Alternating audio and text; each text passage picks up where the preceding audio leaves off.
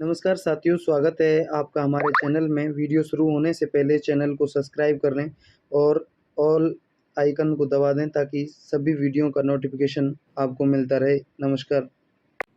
रामगढ़ विधानसभा के गोविंदगढ़ के हर city college में भाजपा के संयुक्त मोर्चों का सम्मेलन का आयोजन हुआ। कार्यक्रम की अध्यक्षता मंडल अध्यक्ष हरि सिंह सोलंकी ने की।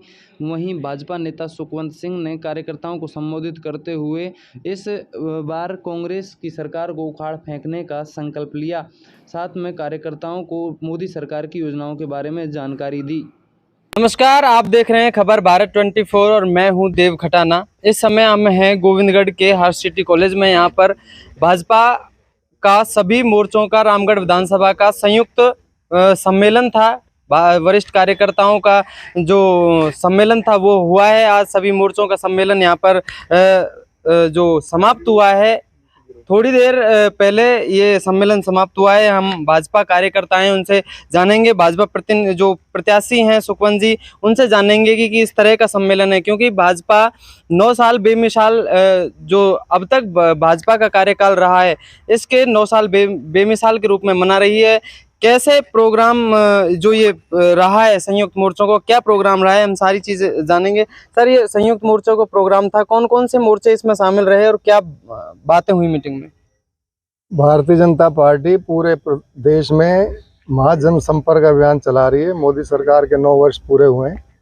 उसी उपलक्ष्य में आज यहाँ रामगढ़ विधानसभा के गोविंदगढ़ मंडल में संयुक्त मोर्चा, हमारे जो 7 मोर्चे हैं, उनका एक सम्मेलन हुआ।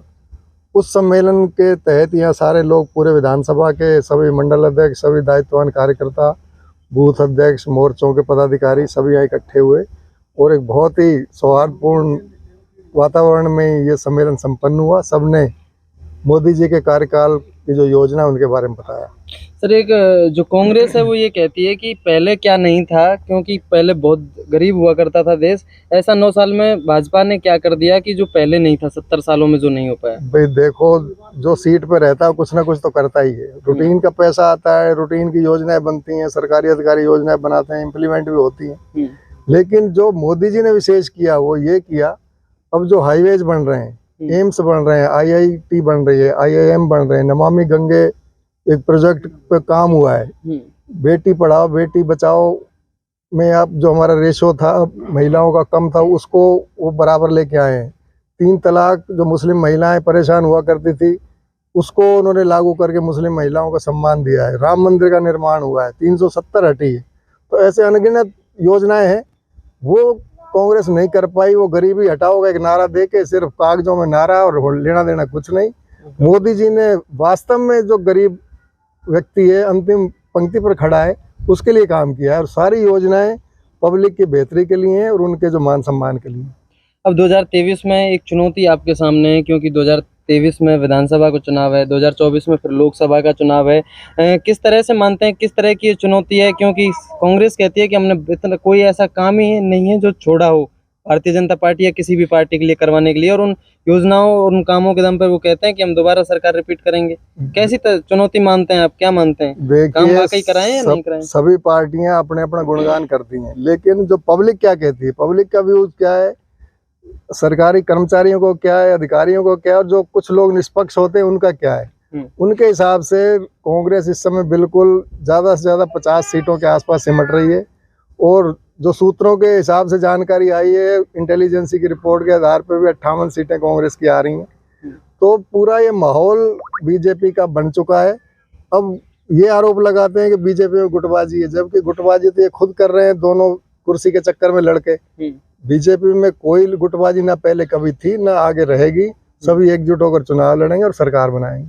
अच्छा, जो राजस्थान की अगर हम बात करें, खासतौर से राज्य स्तर भी कहीं ना कहीं बढ़ा है, इसको भाजपा जो विपक्ष की भूमिका थी वो कहीं ना कहीं सरकार को घेरने में नाकामयाब रही, अगर हम माने तो? नहीं, ऐसा नहीं है। समय समय पर सारे आंदोलन हुए और वास्तव में लॉ एंड ऑर्डर फेल रहा। इसमें इसलिए फेल रहा कि यहाँ 200 के 200 जो विधायक जो बने बैठे हैं कांग्रेस के, जीते या हारे, जो प्रत्याशी रहे उनको भी मैं एक तरह से विधायक ही मानूंगा, क्योंकि सरकार के उनकी होती तो चलती है। तो वो अपने आप को मिनी मुख्यमंत्री से कम नहीं कहते। वो ऐसे अधिकारियों को फील्ड पोस्टिंग में लाए हैं जिनका कोई ज्यादा वजूद नहीं, उनसे पैसे दिल्ली लेके और उन्होंने उनको पोस्टिंग दिला दी। इसलिए थोड़ा हो सकता है कि वो मनमानी कर रहे हो, लेकिन भारतीय जनता पार्टी ने समय समय पर कोई भी, चाहे हमारे यहाँ चिरंजीव सैनी की हत्या हुई मॉब लिंचिंग के कारण, उसमें पूरा आंदोलन बड़े स्तर पर किया गया। हमारे यहाँ कई जाटव परिवारों के बच्चों की हत्या की गई, उसमें भी पूरे आंदोलन किए गए। प्रदेश स्तर पे बड़ा आंदोलन किया गया, कल भी पूरे सचिवालय का घेराव किया गया। तो ऐसा नहीं है कि भारतीय जनता पार्टी समय समय पर जनता के साथ खड़ी है और जो ज्वलंत मुद्दे उनको उठाती है। तो ये थे मेरे साथ भाजपा नेता सुखवंत सिंह, जो साफ तौर से बता रहे थे कि जो राजस्थान में कांग्रेस के शासनकाल में जो क्राइम का स्तर कहीं ना कहीं बढ़ा है और क्राइम में राजस्थान देश का नंबर 1 राज्य हो गया है। आने वाले जो चुनाव हैं 2023 और 24 के, उनमें भाजपा दम भर रही है कि वो विधानसभा का चुनाव है वो सरकार बनाएंगे और विधानसभा का चुनाव जीतेंगे, और उसके बाद 24 में भी दोबारा से केंद्र में मोदी की जो सरकार है वो बनेगी। साफ तौर से केंद्र की योजनाओं का प्रचार प्रसार, जो संयुक्त मोर्चों के सम्मेलन हो रहे हैं, इसके जरिए जनता के बीच में जाने का संदेश अपने नेताओं को ये देते नजर आ रहे हैं। कैमरामैन मुकेश के साथ देव खटाना, खबर भारत 24, गोविंदगढ़।